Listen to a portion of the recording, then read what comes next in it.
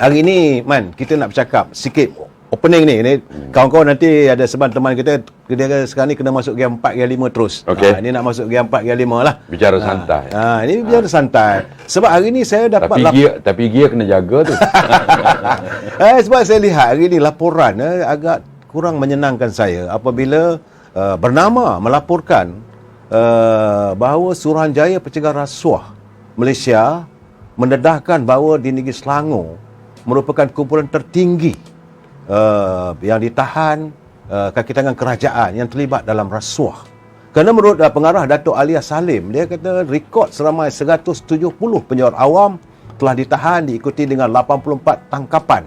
Artinya saya Man, banyak sangat ni kaki tangan kerajaan yang terlibat dalam rasuah. Apa pandangan you? Dia, kalau kita nak cerita bab rasuah ni bang, dan memang betul lah SPRM Selangor membuat tangkapan sebelum tangkapan pada penjawat awam. Ya.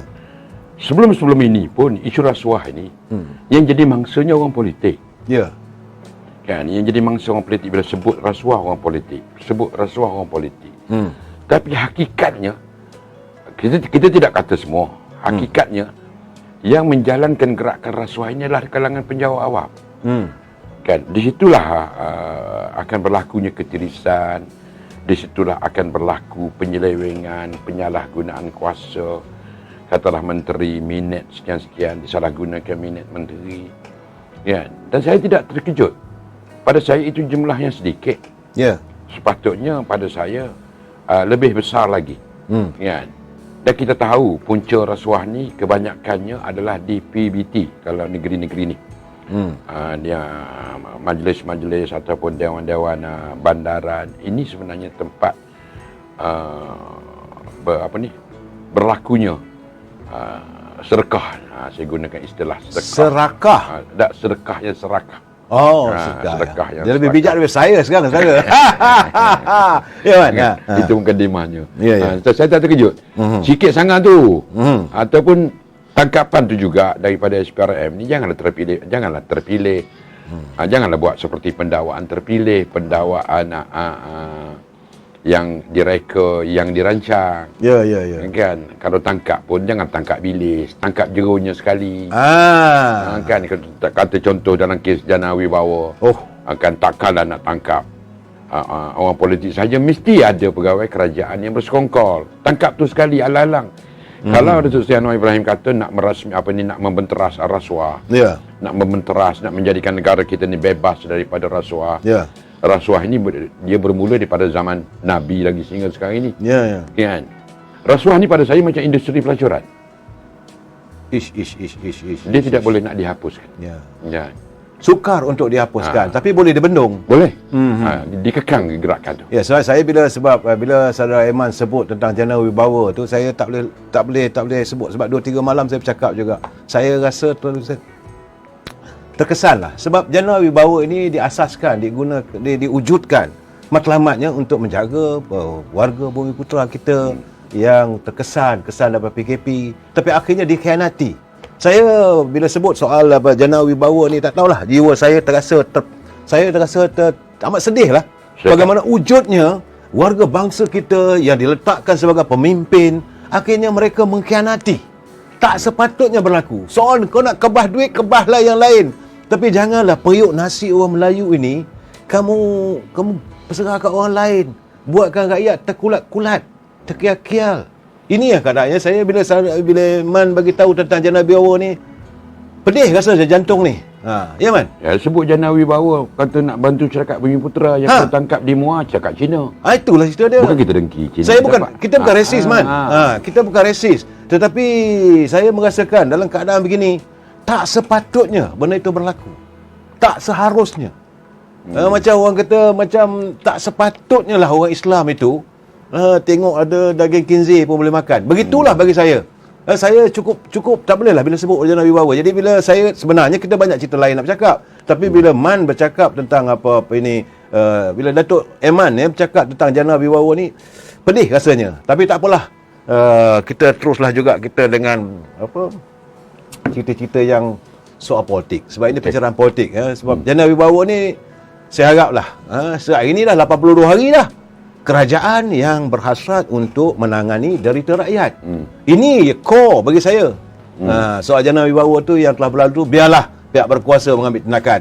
Tetapi bagi saya, kita sudah masuk 82 hari wujudnya kerajaan perpaduan yang mau menangani derita rakyat. Bermaknanya tinggal lagi 12 hari. Tinggal 12 hari lagi. Untuk sampai 100 hari. Ya. Kita ada countdown kita. Dan tadi juga saya dengar dekat parlimen. Jadi saya dengar ketua pembangkang tak banyak mana pun kita mengharapkan kalau sebagai ketua pembangkang, dia akan mencernakan lagi, menceriakan lagi. Kejap. Ya. Bila bijaknya ketua pembangkang ni? Kita kenal dia bukan hari Adik ni. saya ni, saudara, kalau dia bercakap tu kadang-kadang culipan-culipan tertentu begitu membuatkan saya tak kegusi. Kita kenal dia siapa Ya, kan kita bijaknya. Sejak bila bercakap soal ekonomi ini sejak bila? nak membedah ucapan belanjawan. Kita kenal dia zaman dia jadi Fekra lagi. Itu pun saya tak nak sentuh lagi. Biarlah pihak berwajib lah. Baik, selain daripada itu, kita tengok dekat parlimen tadi.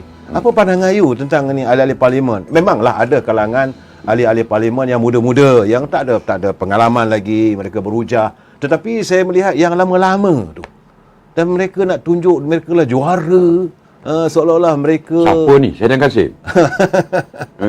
Ya, itu keadaannya lah saya lihat. Jadi parlimen dia sepatutnya hari ini, saya juga kecewa. Kita nak mendengar perjuangan rakyat. Apa yang dibentangkan sepatutnya satu persatu. Mereka tak faham sebenarnya kadang-kadang bahawa ini penting ni, perbincangan sepanjang sebulan ini, perbahasan belanjawan ini seharusnya didetailkan satu persatu. Betul. Bukan kementerian itu, kementerian ini. Tapi dia tengok dari apa ini, ketua bangkang dia kata bawa bedalan. Bajet ini seperti kain yang tak cukup. Tutup muka nampak kaki, tutup kaki nampak muka. Ini bukan masanya, saya kata. Jadi sejauh mana kita boleh meletakkan harapan pada bajet begini kalau mempunyai ahli-ahli parlimen yang sebegitu? Man, pandangan you? Saya sebenarnya saya kena mengakulah saya bukan pakar ekonomi. Kan. Tapi yang penting sekarang ini hasil daripada bajet ini rakyat mahu hidup. Itu paling penting. Itu paling penting. Rakyat nak makan. Cukup makan, harga barang turun. Pelaksanaan di peringkat di peringkat pegawai. Kan. Sebab itu saya kata tadi, bila pelaksanaan tidak berlaku, terjadilah seperti yang disebut awal tadi di Selangor itu. Tangkapan rasuah, kan. Curi subsidi dan segala-galanya. Dan pada saya, cabaran Datuk Seri Anwar Ibrahim dalam pembentangan bajet ini adalah bagaimana untuk meredakan tekanan ataupun cost of living. Kalau saya boleh cakap dalam bahasa orang kampung saya, cost of living yang sedang rakyat hadapi ketika ini. Kalau masing-masing hanya sekadar nak tunjuk pandai berhujah dalam parlimen, sedangkan hakikatnya rakyat masih menguap di luar, rakyat masih berkeroncong perut di luar. Kan? Pembangkang juga harus memikirkan, bukan memberi tekanan seperti sebut tadi, tutup kepala nampak kaki. Mencari kesalahan ini cukup mudah.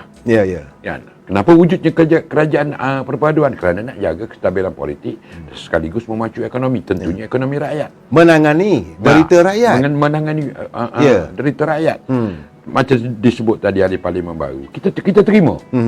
Kita terima mereka dalam proses belajar bagaimana untuk nak menguasai sesuatu isu di parlimen, supaya rakyat melihat rakyat tidak salah memilih mereka sebagai pemimpin di kawasan masing-masing. Yang cuba nak tunjuk pandai. Benda ini bukan lagi rahsia umum. Kita tengok macam mana Saidan Kasim. Saya pun terkejut. Saidan Kasim sejak masuk PAS ni, orang masuk PAS jadi macam tu semua. Kan? Bila menang dengan sedekah ni, bala Allah Ta'ala ni, antara kita nampak ke tak nampak je. Kan? 74 kursi tiba-tiba boleh jadi macam orang nakal lah. Saya ada tengok. Dan aksi daripada pihak RU15 ini, kita kena tengok bagaimana seperti Raya kembali menjadi dah baik. Jinak akhirnya UMNO saya lihat Iman bahawa dalam parlimen kali ini, saya ucapkan tahniah kepada Satu Zaid Hamidi. Beliau mampu menjinakkan Jelutong kali ini. Saya tengok. Ya. Saya tengok daripada contohnya daripada pemimpin PAS. Kita tidak sangka seperti ahli Parlimen Pendang. Ya. Kan? Kita kenal semua ni, kawan-kawan kita. Syahida Kasim saya sebut tadi. Kan? Saya tidak tahu apa yang sebenarnya mereka cuba tunjukkan kepada rakyat. Mereka tunjukkan mereka nak membela rakyat. Sehingga mereka dilihat menjadi ahli politik yang MP yang tidak bertamadun. MP yang tidak menjaga adab susila orang Melayu. Ya. Kan? Seolah-olah dia nak mengambil alih apa peranan yang dimainkan oleh Jelutong sebelum Ya, ini. nampak gaya begitulah. Dan kalau kita melihat contoh ahli Parlimen Hulu Langat, itu sifat dia daripada luar sampai ke dalam. Masa dalam negeri Selangor pun begitu Itulah juga. dia. Kita kenal dia. Dia tak ada beza kan. Ya. Sani ni dia boleh jadi penyanyi. Dia boleh jadi pelakon kan. Saya dengar dia nyanyi sedap tuan dekat Sani ni. Ya dia ke? bawa lagu Teratai tu. Oh. Oi, lagu Teratai terpecah obari tu. Kalah perempuan dengan Ali Sarip tu. Okey. Ya, jadi Mas, saya sebenarnya hari ini, ialah kebetulan saya pergi pejabat UMNO, saya tengok bangunan UMNO itu tinggi. Ada sayu lah sebab melihat bahawa adanya peranan-peranan wakil rakyat yang saya rasa mereka mengecewakan warga. Warga menghantar mereka ke parlimen untuk membincangkan untung nasib mereka. Macam Datuk bagi tahu tadi bahawa kita yang paling penting bangun pagi ada makanan atas meja. Kan?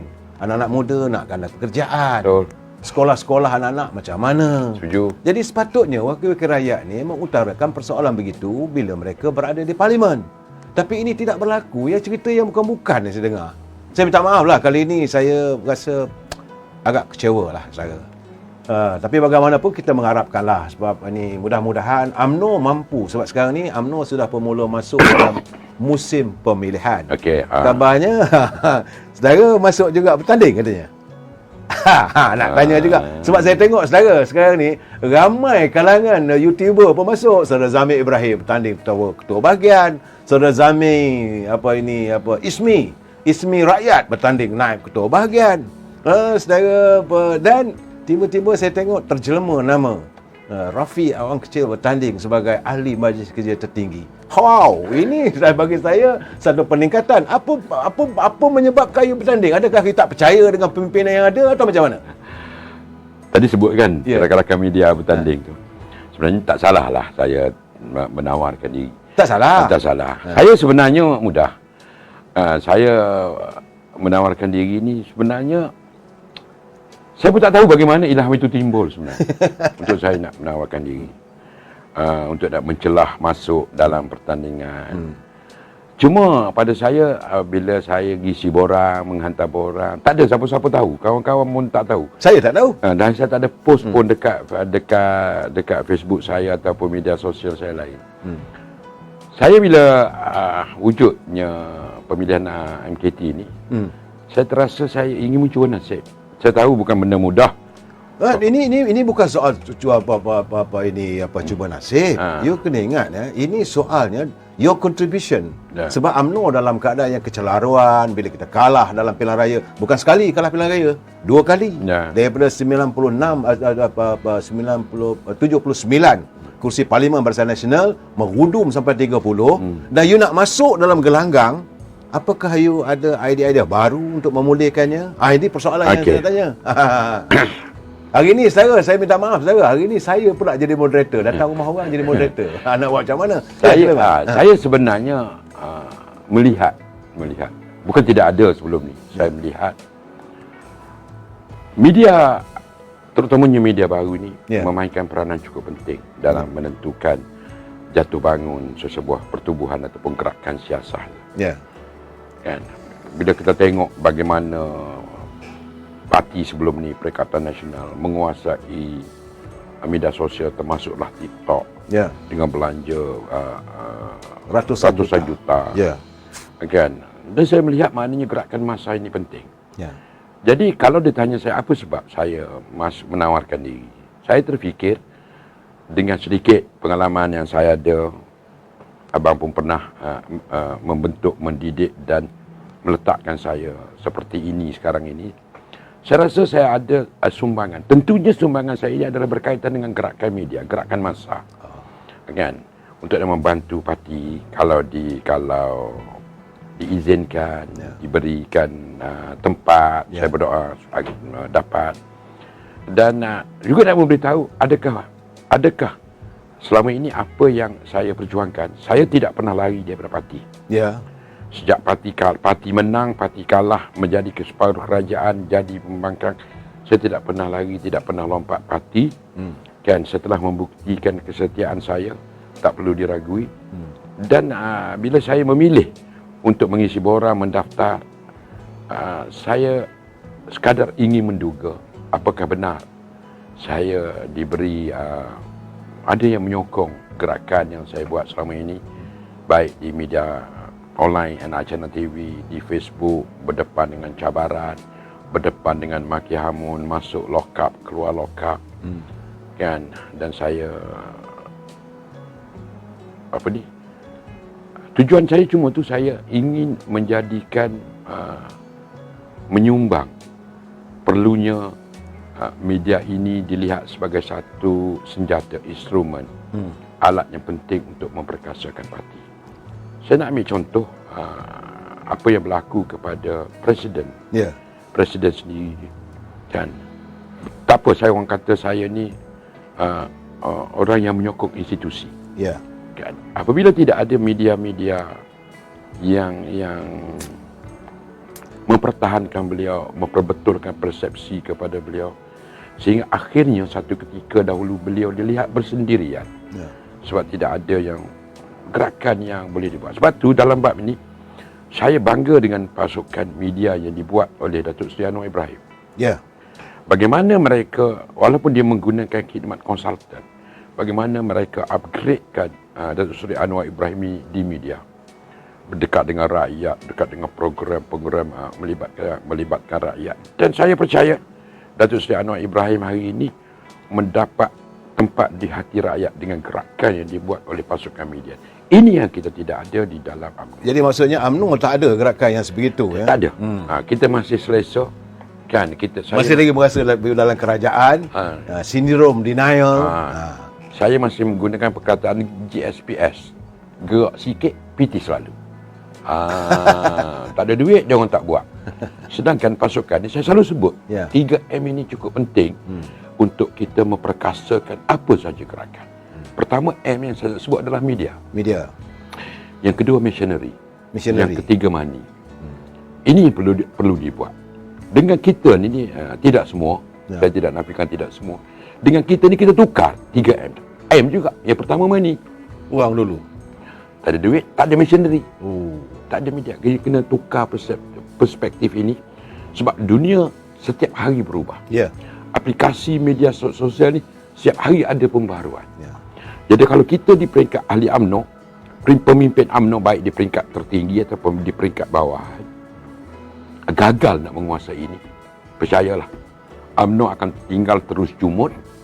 UMNO akan seperti kuih baulu, pusing-pusing begitu je, dan akhirnya UMNO hanya akan tinggal dalam sejarah sebagai sebuah parti yang hanya dikenang sebagai yang memperjuangkan kemerdekaan, yang memperjuangkan agama, bangsa dan negara.